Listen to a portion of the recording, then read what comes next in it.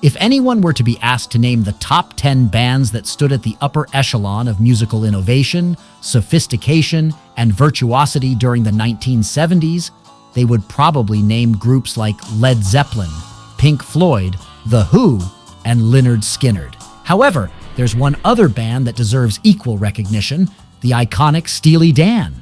Led by the dynamic ensemble of Donald Fagen and Walter Becker, the genre-bending band helped redefine the concept of rock music. With its blend of jazz, funk, soul, and rock, Steely Dan managed to carve a sound that has often been imitated but never duplicated. The band produced 9 albums, 7 of which reached the platinum certification in the US, and delivered numerous hits throughout 3 decades. They sold over 40 million albums worldwide. But despite the unprecedented success, the band faced several challenges along the way and would never get to reach its full potential, with internal conflicts between the band members plaguing their dynamic and the untimely passing of a key figure. Steely Dan experienced a turbulent history.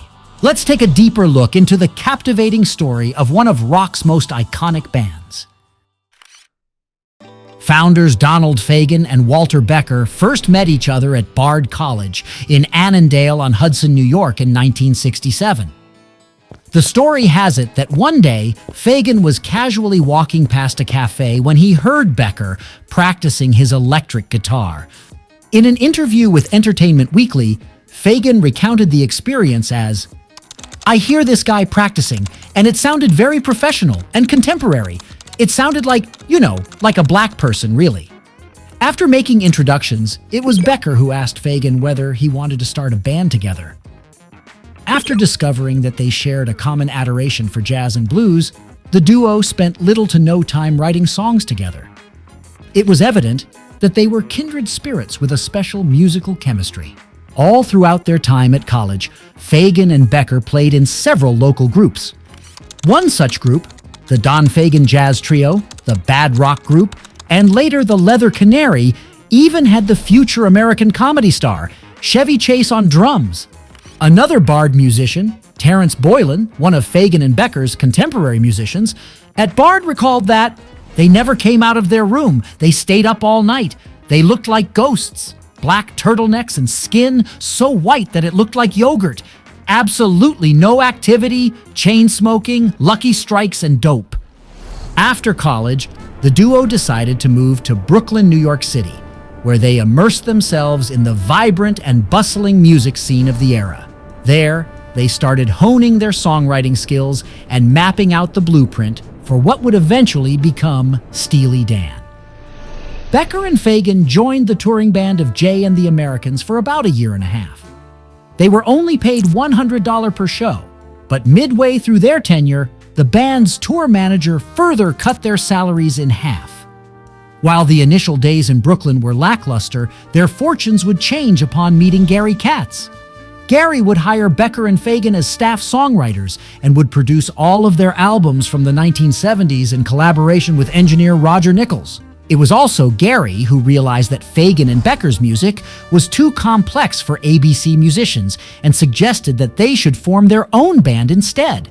So they enlisted guitarists Denny Dias and Jeff "Skunk" Baxter, drummer Jim Hodder, and singer David Palmer to what would become the first lineup of Steely Dan.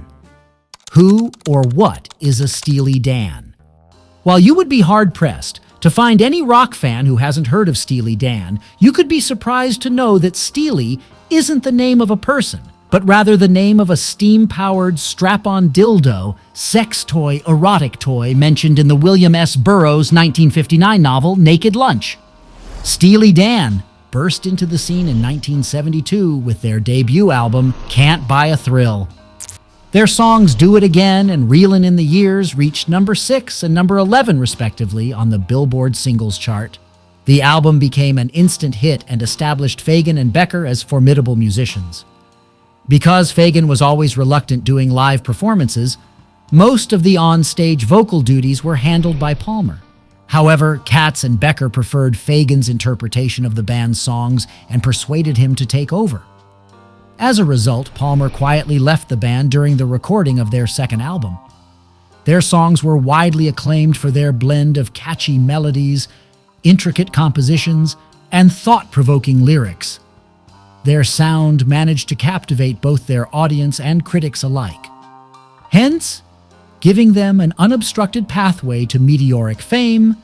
Steely Dan continued to push the boundaries of rock music throughout the 70s, releasing an album almost every year: Countdown to Ecstasy, 1972, Pretzel Logic, 1973, Katie Lied, 1975, The Royal Scam, 1976, and Aja, 1977. To keep their sound fresh, Fagen and Becker enlisted a rotating ensemble of the best session musicians to bring their complex arrangements and vision to life in the studio. For their fourth album, Katie Lied, the duo enlisted a number of musicians, including guitarist Larry Carlton. Despite being unsatisfied with how the albums sound, Fagen and Becker continued to collaborate with Carlton. The Royal Scam, the band's fifth album, would also be their most guitar-oriented album. The pair brought in session drummer Bernard Purdie for the album and would be a hit in the US. Their sixth album, Aja, was released in 1977 and managed to reach the top 5 in the US charts within 3 weeks. The album also won the Grammy Award for Engineer, Best Engineered Recording, Non-Classical. It holds the distinction of being one of the first American LPs to be certified platinum for sales of over 1 million albums. Despite their musical success, Steely Dan was always reluctant to tour. But almost every time they did a tour, they put on a feast for the eyes and ears. They mesmerized their legion of fans who were engrossed in the band's musical virtuosity and Fagen's unique and unmistakable voice. Their songs, Ricky Don't Lose That Number and Deacon Blues, became anthems for a generation of youths, cementing Steely Dan's status as one of the most influential bands of the era. Becker and Fagen would take a break from songwriting for most of 1978 before starting work on their seventh album, Gaucho. However, the project would be marred by several personal, legal, and technical setbacks. Things got so out of hand that the founding members, Becker and Fagen, would suspend their partnership for over a decade.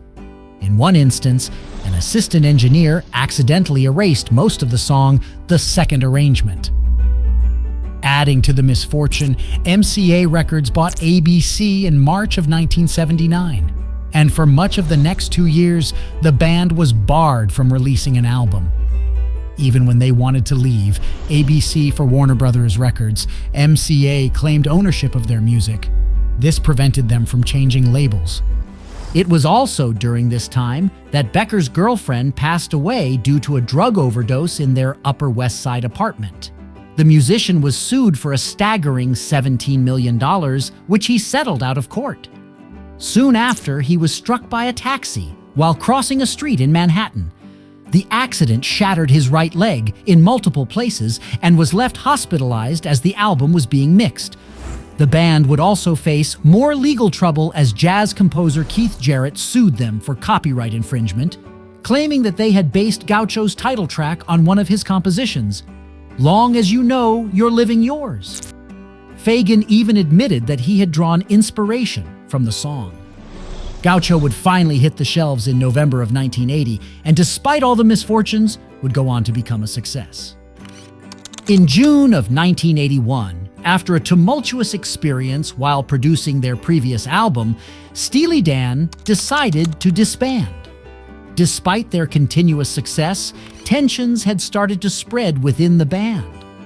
While Fagen and Becker wanted to focus on writing and recording new materials, the rest of the band wanted to tour. Fagen went on to launch a successful solo career and release albums like Kamakiriad and The Nightfly, the latter of which went platinum in both the US and the UK. Becker would move to Maui and, in a twist of fate, quit doing drugs and start a profession as an avocado rancher and a critic of the contemporary music scene. He would go on to collaborate with other top-tier musicians from the era, cementing his reputation as one of rock's most innovative guitarists. After spending some time away from the limelight, Fagen and Becker would reunite after a decade in the early 1990s. Becker would produce Fagen's second solo album, Kamakiriad, in 1993. They would also go on an American tour together to promote the album. But despite receiving a Grammy nomination for Album of the Year, the album would sell poorly. The pair would also continue to collaborate on new music together. They released Two Against Nature and Everything Must Go to critical acclaim. The band would cement their names as one of the greatest bands when in 2001 they were inducted into the Rock and Roll Hall of Fame. In 2000, Steely Dan released their first studio album in 20 years with Two Against Nature. The album would be a certified hit. It won a total of 4 Grammy Awards. The band released their 9th and final album, Everything Must Go, in 2002 and aimed to try and capture a live feel. On the 3rd of September 2017, Walter Becker passed away after a hard-fought battle with esophageal cancer. Despite the tragic loss, Donald Fagen continued to carry the torch for Steely Dan. He continues to keep the name alive through live performances and new recordings. Fagen even honored commitments to perform a small North American tour in October 2017. In September of 2021, one of Steely Dan's contemporaries, the Eagles, announced that Steely Dan would be the special guest of their The Long Farewell Tour, running from September to November 2023. Steely Dan continues to embody musical innovation and artistic brilliance. Blending jazz, funk, and rock to create a distinct sound, the band Donald Fagen and Walter Becker helped reshape the music industry of American music in the 1970s and 80s. Even after Becker's passing, the band continues to live on. Steely Dan's story stands as a testament to the transformative power of music.